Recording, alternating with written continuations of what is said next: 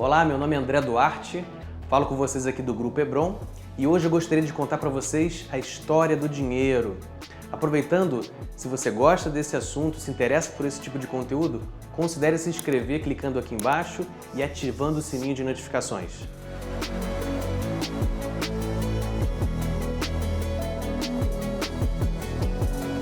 Para entendermos a história do dinheiro, precisamos retomar a história. E a história do dinheiro se confunde com a história do próprio homem.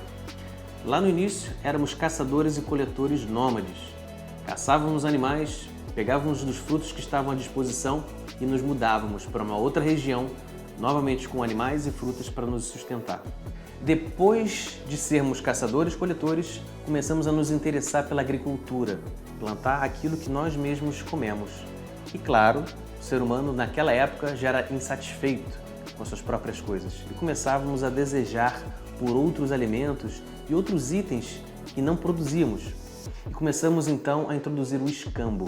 Escambo é a troca de mercadorias que você produz e que eu não produzo, mas que temos um interesse em comum. E o que é um grande problema, porque o escambo ele tem uma limitação óbvia de algum produto de repente não ser aquilo que eu quero quando você quer trocar comigo o que eu tenho para te oferecer.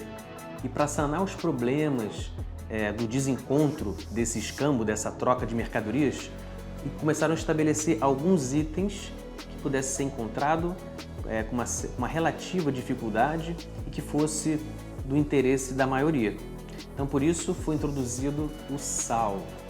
O sal foi utilizado e amplamente utilizado principalmente na Roma Antiga. E dele provém a palavra salário que conhecemos hoje.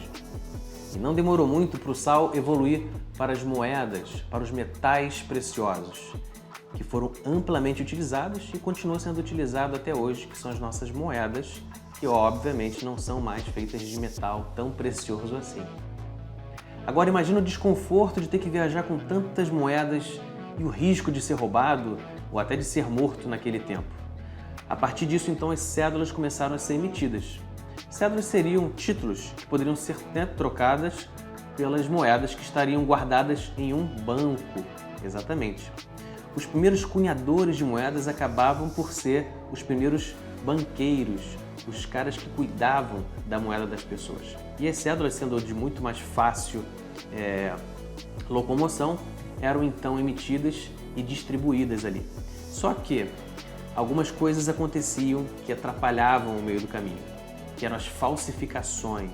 Para cuidar das falsificações, então, outro intermediário teve que entrar na jogada, que foram os governos.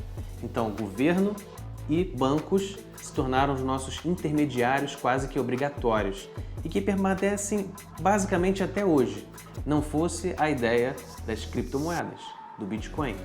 Ele nasceu justamente para trazer de volta o poder do dinheiro para as nossas mãos, sem intermediários financeiros, sem precisar de bancos ou do Estado para monitorar as transações.